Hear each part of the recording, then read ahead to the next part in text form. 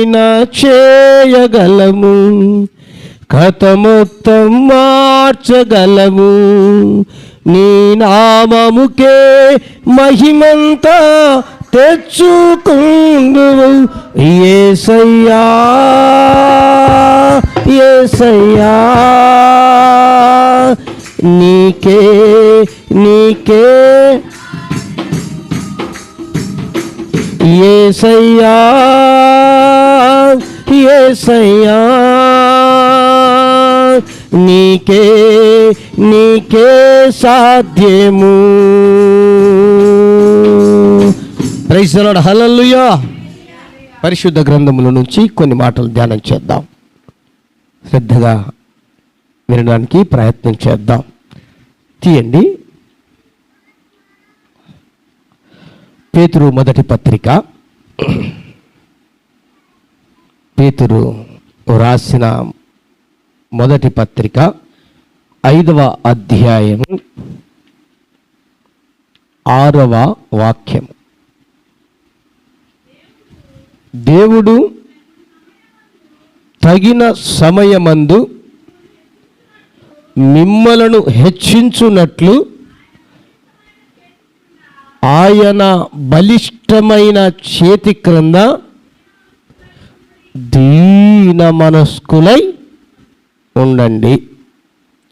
క్రీస్తునందు ప్రియ దేవుని బిడలారా,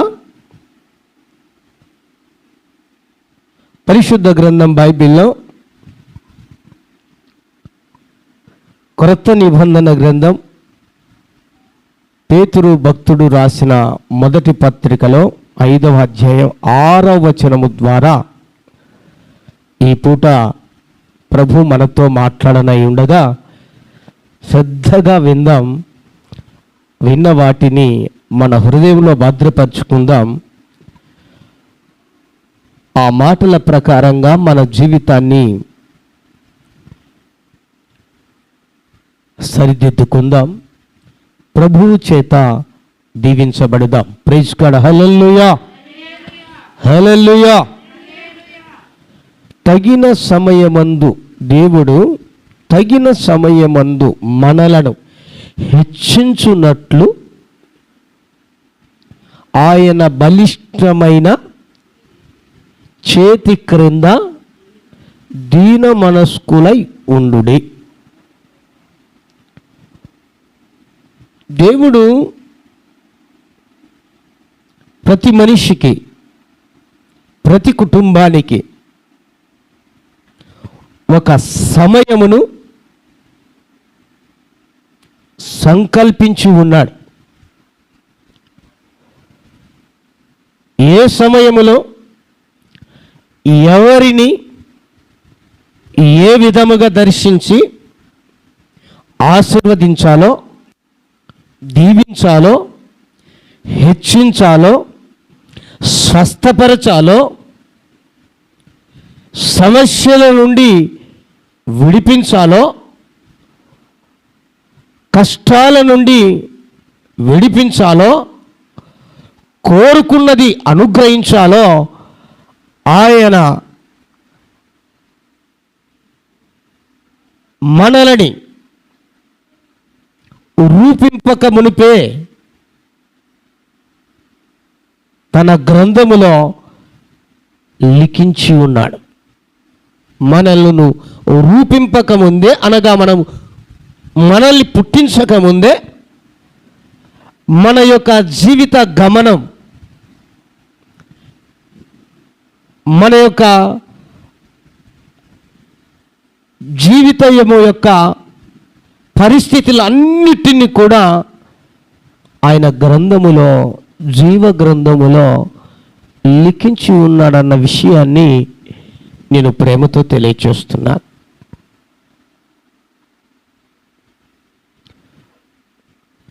ఎందుకంటే కాలాలను, సమయమును ఆయన స్వాధీనములో ఉంచుకున్నటువంటి దేవుడు. యెషయా ప్రవచన గ్రంథములో ప్రవచిస్తూ తగిన కాలం అని కూడా రాయబడి ఉంది.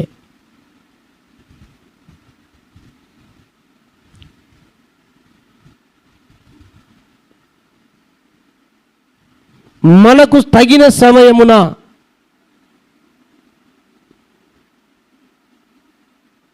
దేవుడు కార్యము చేసి ముగించేస్తాడు. హల్లెలూయా. అది ఏ కార్యమైనా కావచ్చు. అనారోగ్యంతో బాధపడుతున్నాం అనుకోండి, ఆరోగ్యం ఇచ్చే కార్యమే కావచ్చు. ఆర్థిక ఇబ్బందులతో బాధపడుతున్నాం అనుకోండి, ఆర్థిక ఇబ్బందులను విడిపించే కార్యమే కావచ్చు. లేదు, మనకి ఇల్లు లేదనుకోండి, దేవుడు మనకు అనుగ్రహించే ఆ కార్యమే కావచ్చు. లేదు, ఇల్లు కట్టాలనుకున్నానండి, ఆ కట్టే కార్యక్రమమే కావచ్చు, కార్యమే కావచ్చు. లేదు, మన పిల్లల వివాహ కార్యాలే కావచ్చు, లేదా పిల్లలు పుట్టే ఆ కార్యమే కావచ్చు, చదువుతున్న చదువులకు తగ్గ ఉద్యోగ కార్యమే కావచ్చు. లేదు, మనం శోధించబడుతున్నాం, శోధన సమయంలో ఉన్నాం, శోధన కాలంలో ఉన్నాం, దాని నుంచి విడిపించబడే కార్యమే కావచ్చు. అందుకనే ప్రతిదానికి సమయము కలదు అన్నాడు ప్రసంగి భక్తుడు, మహాజ్ఞాని సొలొమోను. ప్రతిదానికి సమయము కలదు. ఈ రోజున నువ్వు ఏడుస్తున్నావు, నవ్వేదానికి కూడా సమయం ఉంది. దేవునికి స్తోత్రం. హల్లెలూయా. ఈ రోజున నువ్వు బాధపడుతున్నావు, నెమ్మది పొందడానికి కూడా సమయం ఉంది. ఈ రోజున నువ్వు అనారోగ్యంతో కుమిలిపోతున్నావు, ఆరోగ్యంగా సంతోషించే సమయం కూడా ఉంది. ఈరోజు చిన్న గూడు లేక ఎంతగానో బాధపడిపోతున్నావు, ఆ గూడిచ్చి ఆ గూట్లో నిన్ను ఆనందింపజేసే సమయం కూడా ఉంది. నువ్వు ఈ రోజున ఎవరికి చెప్పుకోలేని సమస్యల చేత సతమతమైపోతున్నావు, కన్నీరు మున్నూరే ఏడుస్తున్నావు, నీ దుఃఖానికి అవధులు లేవు. అయితే సంతోషానికి కూడా అవధులు లేని రోజు ఒక రోజు ఉంది, సమయం అంటూ ఉంది. ఈ రోజున బలిష్ఠులైనటువంటి లేదా బలము కలిగినటువంటి వారి క్రింద నలిగిపోతున్నావు. అదే బలిష్ఠులను, అదే బలాన్ని తగ్గించి నిన్ను బలవంతునిగా మార్చి వారి నోటి ద్వారానే నిన్ను పొగిడే రోజు కూడా ముందున ఉందే. ఒక సమయం ఉంది ప్రతిదానికి.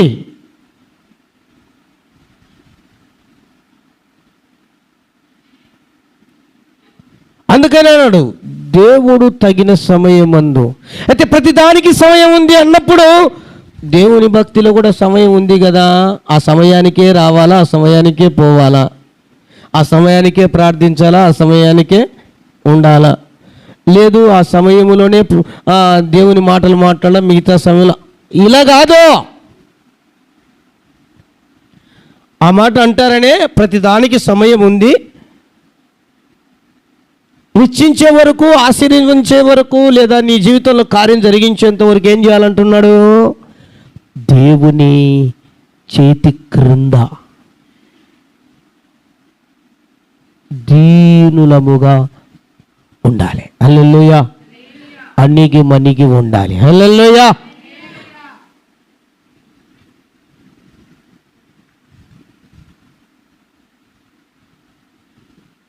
ఆ సమయం వస్తుంది, నీకు ఊహకు అందదు, నీ తలంపులకు తోచదు. వస్తుంది ఆ సమయం, దేవుడు కార్యం చేసి ముగిస్తాడు. నీకు తెలియదు, అయినా కార్యం చేస్తాడు ఆయన. అటు తర్వాత తెలుస్తుంది నీకు, ఓహో పలానా సమయం అందే దేవుని కార్యం జరిగిపోయింది, అప్పుడు తెలుస్తుంది. దేవుని కార్యాలు అలాగుంటాయి. అద్భుతమైనవి, అగోచరమైనవి, ఊహకు అందనివి, తలంపులకు చిక్కనివి. అలాంటి కార్యాలు చెయ్యగలిగిన దేవుడు నీతో ఉన్నాడు. హల్లెలూయా. నీలో ఉన్నాడు. ఆ సమయం వరకు వెయిట్ చేయి. ఆ కాలం వరకు ఓర్చుకో, ఓర్పు పట్టుకో. ఆ దేవుని చేతి క్రింద దీనులమై అణిగి మణిగి మనం నమ్మిన దేవుని కొరకై నమ్మకంగా బ్రతుకుతాం.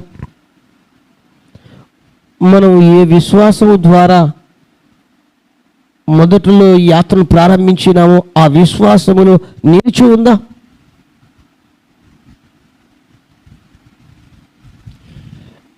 దేని కొరకైతే మన ప్రయాస అయితే ఉందో, అల్టిమేట్ గోల్, ఆ గోల్ను రీచ్ అవ్వడానికి ఓపిక పట్టుకుందాం.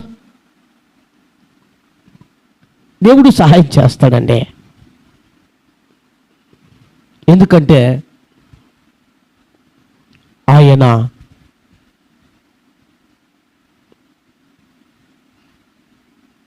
కార్యాలు చేసే దేవుడు. హల్లెలూయా.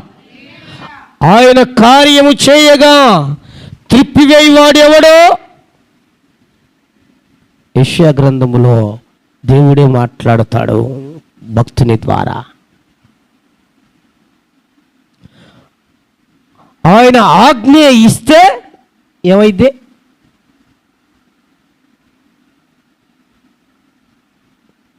జరగనిది ఏమైంది ఉందా?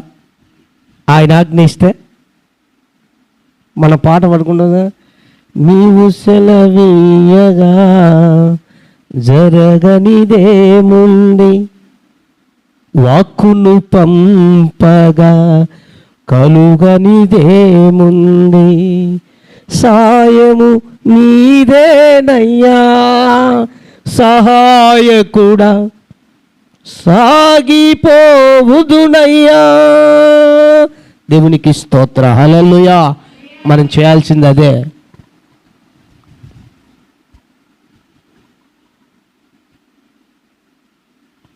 మరికొందరు అణిగి మణిగి ఉండక అతిక ప్రసంగం కూడా చేస్తూ ఉంటారు. అతిక చేష్టలు, అతిక ప్రవర్తన, అతిక మాటలు, ఎక్స్ట్రాలు అంటారు. ఒక మాట చెప్పిన ఎక్స్ట్రాలు చేస్తూ ఉంటారు. శృతి మించి మాట్లాడేవారు కూడా లేకపోలేదు.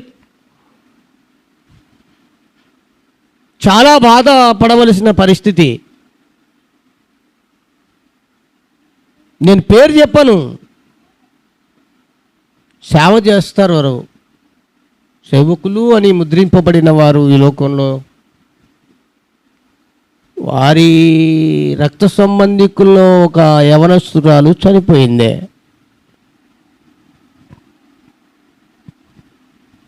చనిపోతే వారు ఆరాధనలో పాల్గొనటానికి లేదా ఆరాధన జరిగించడానికి కూడా ఇష్టపడలేదు. పైపిచ్చు దేవుడే మా పాపను చంపేశాడు.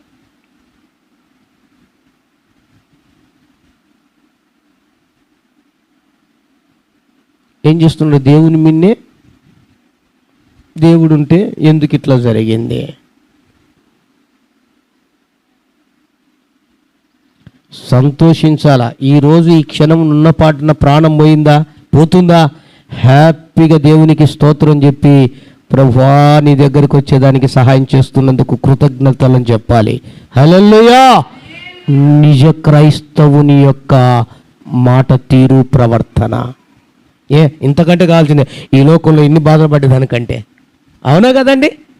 ఇన్ని కష్టాలు పడేదానికంటే, ఇంత అనారోగ్యం మనం అనుభవించేదానికంటే అంతకంటే గొప్ప భాగ్యం ఏముంది చెప్పండి?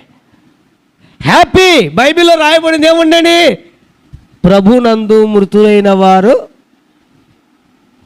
ధన్యులు. అబ్బా, అంత ధన్యత ఇస్తా ఉంటే వద్దంటమా? నేనైతే వద్దన్నాను బాయ్, ఆల్వేస్ వెల్కమ్ అని చెప్తా. దేవునికి స్తోత్రం, హల్లెలూయా.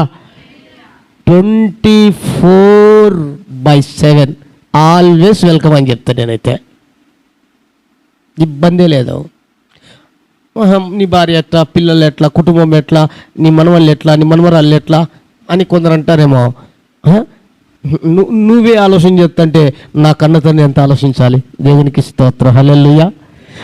ఆఫ్టర్ ఆల్ శారీరకంగా ఉన్నటువంటి బంధమే మన బంధం. ఈ విధంగా ఆలోచన చేస్తే ఆత్మ సంబంధమైన ఆత్మదేవుడు కన్న తండ్రి ఏ విధంగా ఆలోచించాలి? భయమా? No fear. యేసయ్య హియర్. దేవునికి స్తోత్రం, హల్లెలూయా, హల్లెలూయా. కాబట్టి మనం దేవునికి అప్పగించుకోవటమే, దేవునికి అప్పగించుకోవటమే. అప్పగించుకోవడం అన్న పదానికి యేసుక్రీస్తు నిలువెత్తున నిదర్శనం. అవునా? అవునండి. అప్పగించుకోవడానికి, అప్పగించడం అన్నదానికి యేసుక్రీస్తే నిలువెత్తున నిదర్శనం. మనమైనా మాటో, చూపో, తలంపో, క్రియలో, నడకనో, లేకపోతే ఏదైనా అబద్ధం, ఇంకొకటి ఒగేరదా మనం తెలిసైనా తెలియకైనా ఏదైనా మనిషి బలహీనుడని బలహీనతలు ఉంటాయి. కానీ యేసుక్రీస్తు ప్రభుల వారికి ఏ లోపము లేదు, ఏ పాపము లేదు ఆయనలో. కానీ అప్పగించుకున్న విధానం చూడండి. నీ చేతులకు అప్పగించుకుంటున్నా, ఏమైనా చేసుకో. కొడతారా కొట్టండి, తిడతాడా తిట్టండి, సిలువ వేస్తారా సిలువ వేయండి, పొడుస్తారా పొడవండి, ముళ్ళ కిరీటం పెడతారా పెట్టండి, పిడుగు దులుగు గుద్దేసేయండి. ఎక్కడ కూడా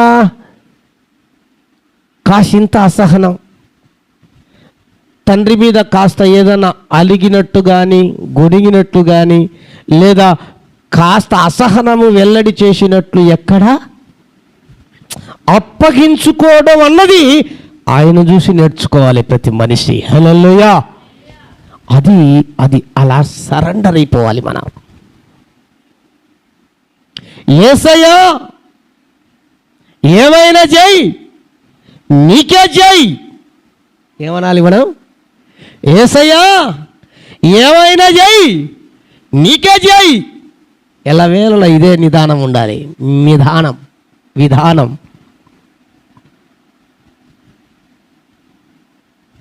అనంత మాత్రాన దేవుడు అన్యాయస్తుడు కాదండి.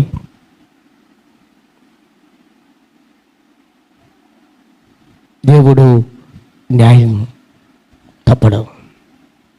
దేవుడు తనను పిల్లలను ప్రేమిస్తున్నవాడు, కనికరించే దేవుడు, కృప చూపే దేవుడు, దయగలిగిన దేవుడు, వాత్సల్యపూర్ణుడు, దర్శించి కార్యాలు చేస్తాడు. అప్పగించుకోవటమే. దీనురాలమై అప్పగించుకోవాలంతే. దీనుడనై అంధుడనై అనాథగానే నిలిచాను, దీనుడనై అంధుడనై అనాథగానే నిలిచాను. నువ్వు కావాలేసయ్యా, నువ్వు రావాలేసయ్యా, నీవు కావాలేసయ్యా, నీవు రావాలేసయ్యా. ఎవరు లేక ఒంటరినై అందరికీ నే దూరమై, ఎవరు లేక ఒంటరినై అందరికీ నే దూరమై అనాథగా నిలిచాను. నువ్వు కావాలేసయ్యా, నువ్వు కావాలి. Praise God. హల్లెలూయా, హల్లెలూయా. దీనులమై ఆయనకు అప్పగించుకోవటం. అప్పుడు దేవుడు తగిన సమయమున, ఆయన సంకల్పించిన సమయమున నీకు జరిగించాలన్న కార్యం జరిగిస్తారు. 100% 100% జరిగిస్తాడు ఆయన. అంతవరకు ఓపిక పట్టుకో, అసహనం చూపియద్దు, అణిగిమణిగి ఉండ, అతిశయించవద్దు.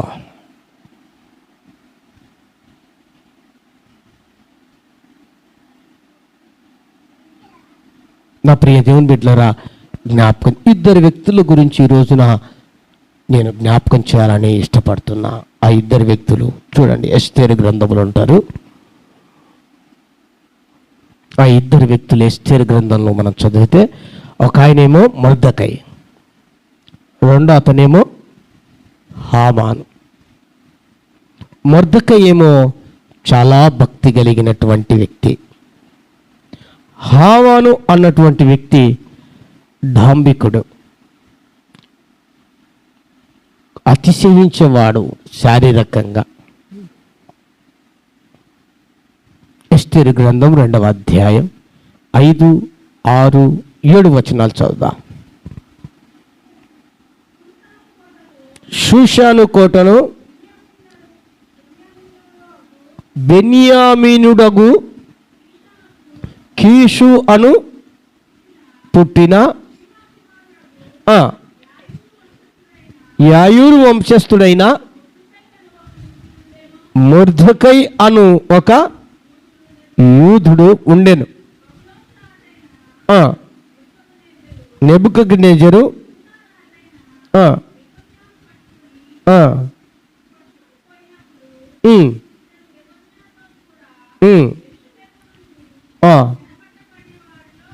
చాలు. ఈయన పేరేం పేరు అన్నాను? మొర్దెకై. ఈయన భక్తి కలిగినటువంటి వాడు, దేవుని యందు భయము భక్తి కలిగిన వాడు, యథార్థవంతుడు.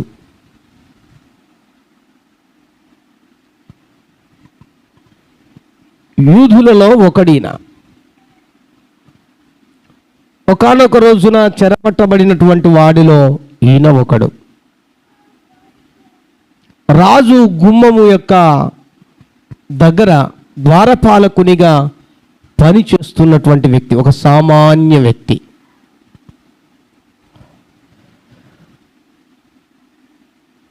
అతడు తన పినతండ్రి కుమార్తె అయినటువంటి హదస్తా యొక్క ఎస్తేరు అన్నటువంటి స్త్రీ తల్లిదండ్రి లేక ఉంటే కుమార్తెగా స్వీకరించి పెంచి పోషించి పెద్ద చేశాడు. చాలా సౌందర్యవతిరాలు, చాలా అందగత్య. ఒక మాటలో చెప్పాలంటే, ఒకానొక రోజున రాజుకు రాణి కావలసి వచ్చినప్పుడు ఎస్తేరు ఈ మొర్దెకై యొక్క స్వాధీనములో పెరిగి పెద్ద అయినటువంటి ఎస్తేరు కూడా రాణి కాగడానికి వెళ్ళినప్పుడు దేవుని దయ వలన రాజుకు రాణిగా మార్చబడటానికి ఇష్టపడింది రాజు చేత.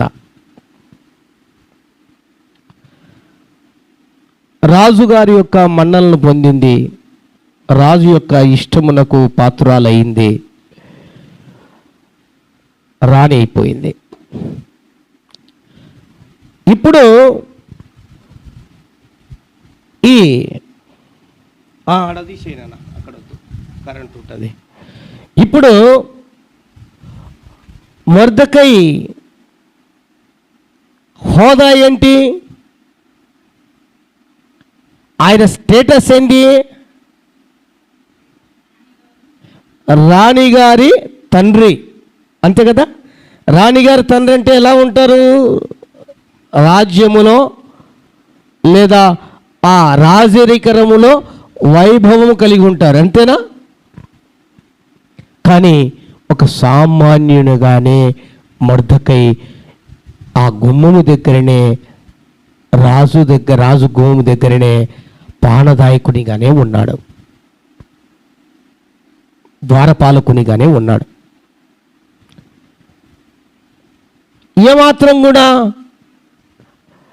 నా కూతురు రానైపోయింది, నేను ఇక చక్రం తిప్పొచ్చు, ఎందుకంటే చిన్న కౌన్సిలర్ అయితే అయిపోతే చాలు, ఇక ఇంట్లో ఉన్న వాళ్ళంతా చక్రం తిప్పుతారు, అవునా?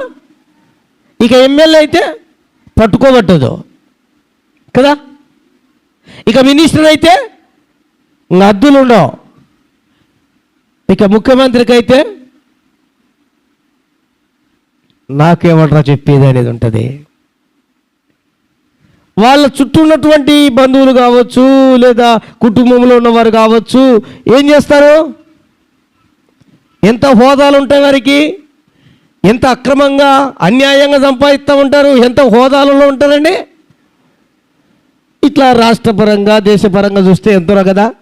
కానీ ఇక్కడ మొర్దెకై ఏ పదవులు ఆశించలేదో, దేవునికి స్తోత్ర, హల్లెలూయా హల్లెలూయా. ఏ పదవులు ఆశించలేదు, ఒక సామాన్యుడిగానే రాజు యొక్క సుఖభోగములను అనుభవించడానికి ఇష్టపడలా, కేవలం దేవుని యొక్క కుమారునిగానే ఉండడానికి ఇష్టపడ్డాడు. రాజు కుటుంబములో హోదానో పదవినో ఆశించలా, కేవలం దేవుణ్ణి కలిగి ఉంటే చాలనుకున్నాడు.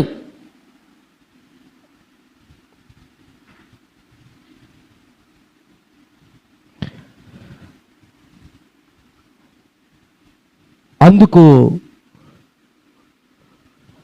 అట్లీస్ట్ ఒక మాటలో చెప్పాలంటే తన కుమార్తె దగ్గరికి కూడా వెళ్ళి మాట్లాడేవాడు కాదు, రానిన తర్వాత ఏదైనా అవసరమైతే తప్ప. ఎందుకంటే ఆయనకు తెలుసు, రాజులను మనుషులను ఆశ్రయించుట కంటే, పరిశుద్ధ గ్రంథంలో నుంచి చూడండి, కీర్తన గ్రంథం 118వ అధ్యాయం 8వ వచనం.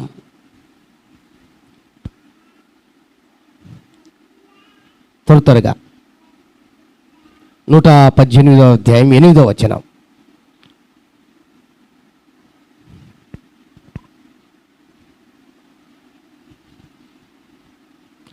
రాజులను ఆశ్రయించుట కంటే యెహోవాను ఆశ్రయించుట మంచిది, మనుషులను నమ్ముకొనుట కంటే యెహోవాను ఆశ్రయించుట మేలు. దేవునికి స్తోత్రం, హల్లెలూయా. ఈ సత్యాన్ని ఎరిగిన వాడు కొన్నిసార్లు మనకు అనిపిస్తుంది, అంటూ ఉంటారు కొందరు, మన జీవితంలో కూడా కొన్ని ఎదురవుతూ ఉంటాయి. ఇంతమంది ఉద్యోగస్తులు చుట్టూన్నారు, ఇంతగా డబ్బున్నవారు బంధువులు నాన్నవారు నా చుట్టూన్నారు, పలుకుబడి కలిగిన వారు ఉన్నారు, దగ్గరికి తీసుకొని నెలల పైన పోషించేదానికి కూడా అర్హత ఉంది, కానీ నేను ఎవరికి నోచుకోలేకపోతున్నాను అంటారు, అవునా? వీళ్ళు వెళ్ళాలనుకున్నా కొన్ని సందర్భాలలో పైపిచ్చు నేనంటే చిన్న చూపు అయిపోయిందండి, ఇళ్ళకు నేనంటే చీఫ్గా చూడబడుతున్నానండి, నేనంటే పనికి మాలిన వాణిగా పనికి మాలిన దానిగా చూస్తున్నారండి. అసలు నేను నా కుటుంబం అంటే లెక్కే లేదండి వీరికి.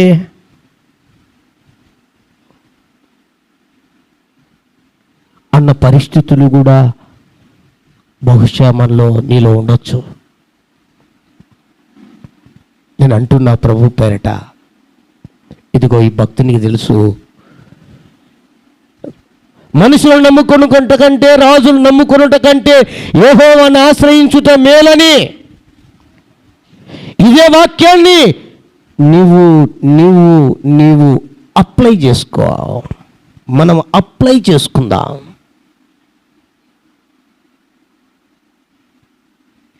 మనుషులెవరు నమ్మదగిన వారు కారో, దేవుడొక్కడే నమ్మదగిన వాడా.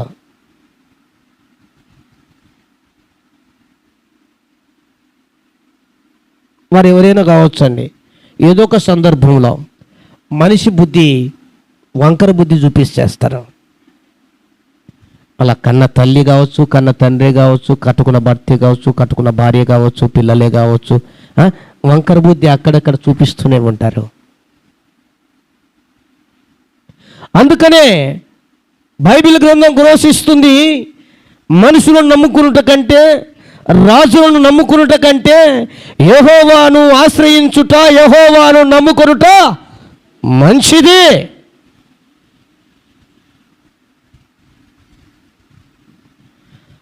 ఈ నమ్మదగని లోకములో, నమ్మదగని ఈ మనుషులలో జీవిస్తున్న నీవు, బ్రతుకుతున్న నీవు, నీ కుటుంబం తృప్తిగా సంతోషంగా ఉన్న దాంట్లో ముందుకు వెళ్ళాలంటే నా దేవుడు యేసుక్రీస్తే శరణ్యం. హల్లెలూయా, హల్లెలూయా.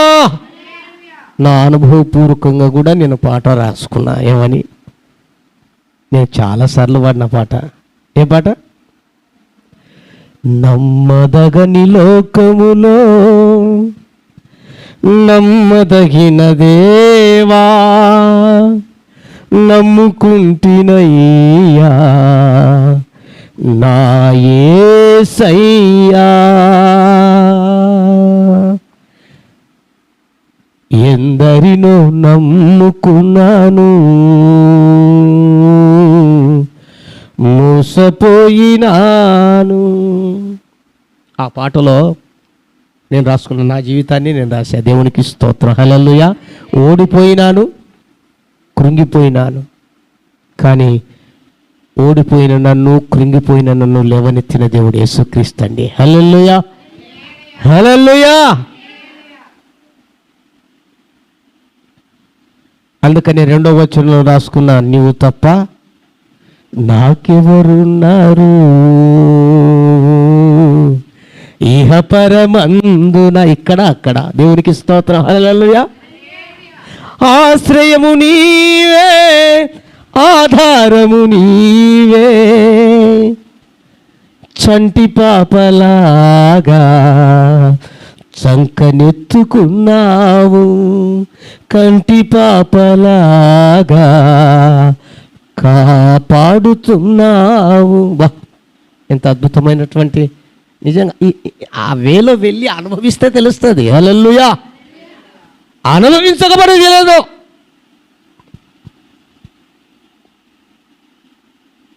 నిజమండి, 100% చెప్తున్నా. మనుషులు ఎవరు నమ్మదగిన వారు కాదు.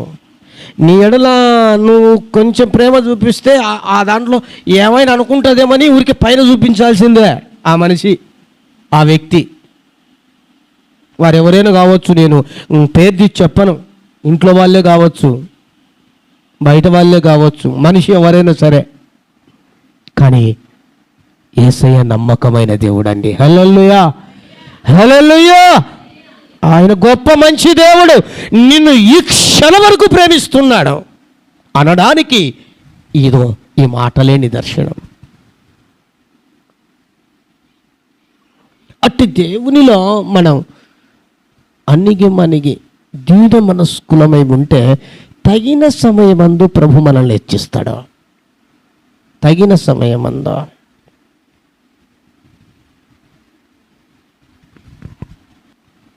రెండు 2021వ సంవత్సరంలో ప్రభు సేవ మొదలుపెట్టాను. రక్షణ పొందిన మొదటి నుంచే ఒక దగ్గర ఇద్దరం కలిసి మేము ప్రారంభిస్తే 20 మందిని వెంటేసుకొని 3, 4, 5 ఆటోల్లో తిరిగే వాళ్ళం సువార్తకు, పరిచర్యకు. ఆల్మోస్ట్ ఆల్ కర్నూలు డిస్టిక్ మొత్తం ఎంత అయిపోయింది, ప్రతి పల్లె తిరిగాం.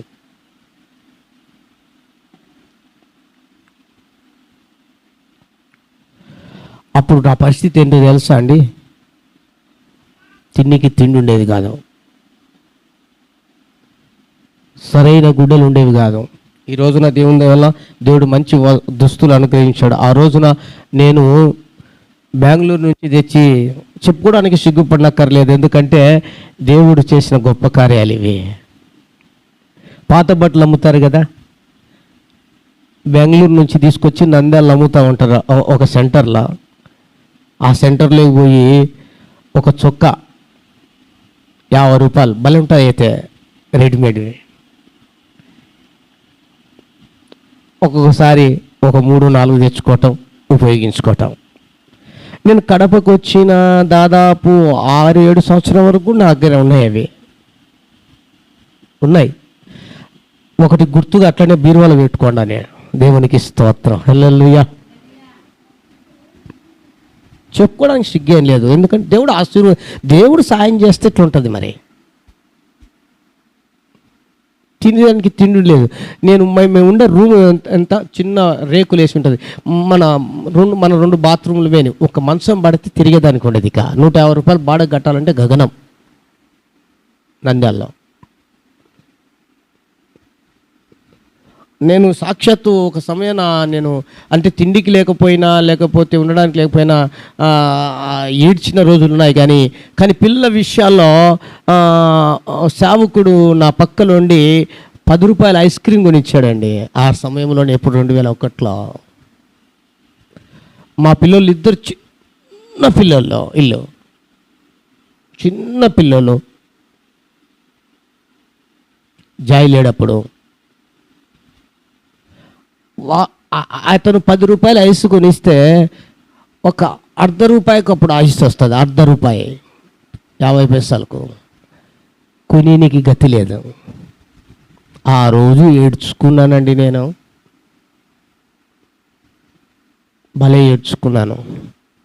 నాకు నేను ఏడ్చుకున్నా, దేవుని నిందించలేదు.